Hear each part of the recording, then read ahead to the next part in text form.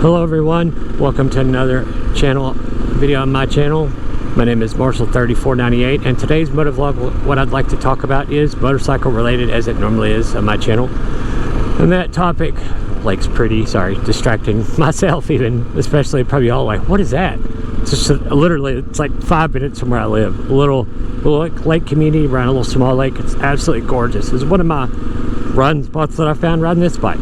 Sorry, I'm getting off topic, but you know, and the topic I'd like to talk about is why I chose the 2022 Kawasaki KLR. Those of you who've watched my channel know that I've had two Yamaha bikes before this one. Well, sorry, not had. I have owned one Yamaha bike before. Then I sold that one, got another Yamaha that I currently still own, which is my 2016 Yamaha FJR 1300 that I adore, that I probably will never part ways with unless I cannot physically ride it ever again. But that's not the point. What drew me on to getting the KLR was, one, price point's the biggest thing. I felt like for an adventure bike, I don't want to drop this bike even after getting crash protection and beat it all up, but I know it's going to happen eventually, even with crash protection. It's got to get a little banged up. That's just the nature of the game. You know, it may not get trashed, but it's going to get a few scratches here and there, bumps and bruises, even with crash protection and, you know, lower engine bars, upper engine bars, all that stuff, which is not on here yet. I'm getting to that. But, you know, I'm going to feel a lot less butthurt, for lack of a better term, sorry, of this bike dropping at, we'll say this bike, you know, fees aside, taxes aside, and whatever you're living, you might as well say this bike is $7,500-ish, give or take, if you buy it brand new. So,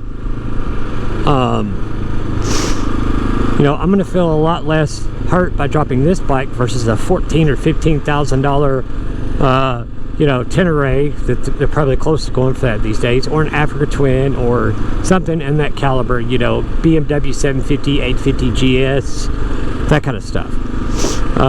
One is remember the price point. Two, I had two Kawasaki four-wheelers and ATVs. I know it's not the same thing, but the brand as a whole, hear me out, were really tough.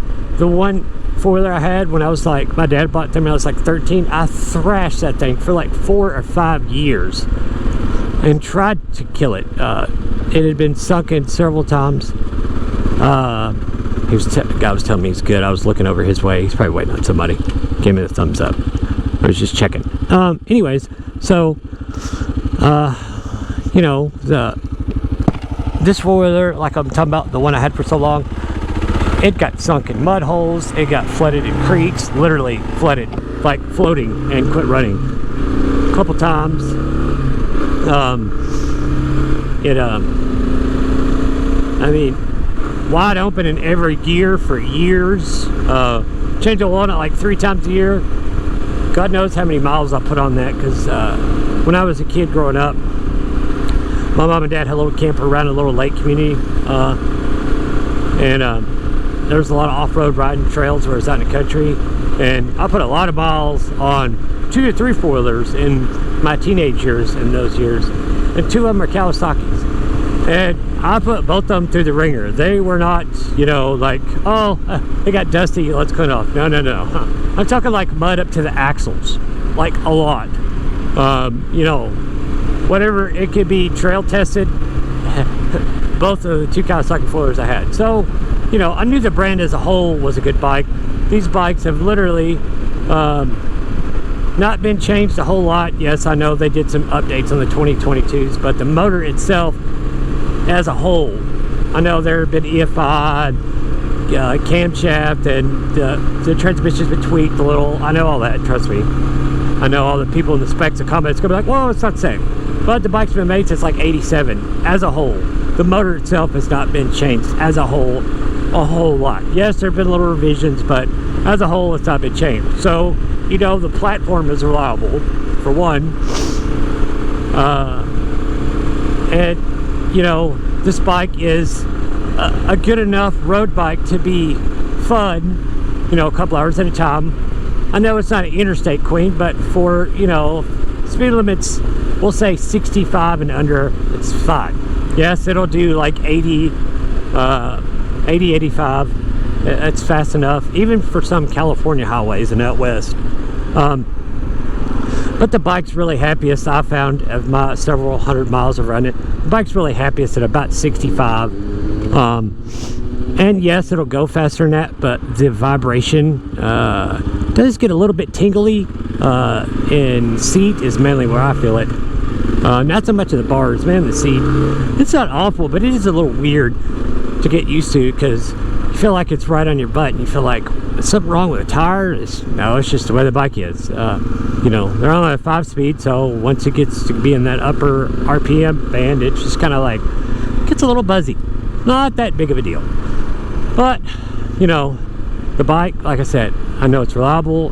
The bike's heavy enough to be pretty stable on road riding. Another one for me is seat height. I'm only 5'10". This bike that I'm currently riding is on the stock suspension settings at that, with a lowered seat, and I can flat foot it with a bent knee. Yeah, the Tenere is a better bike. It's a twin cylinder. Yeah, it has better suspension. But this is more of like a poor man's ADV bike. You know what I mean?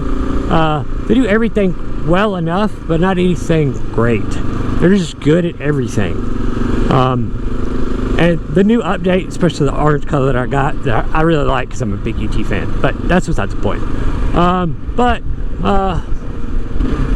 You know, at the price point and the stuff you get, you know, this has ABS. The one I got, this is a Traveler Edition with the top case comes stock, which is perfect for me commuting. I can take my lunchbox to work. I can get to work. I can take all my lunchbox stuff out.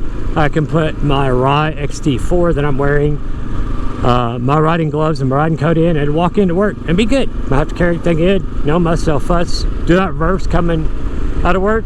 No big deal.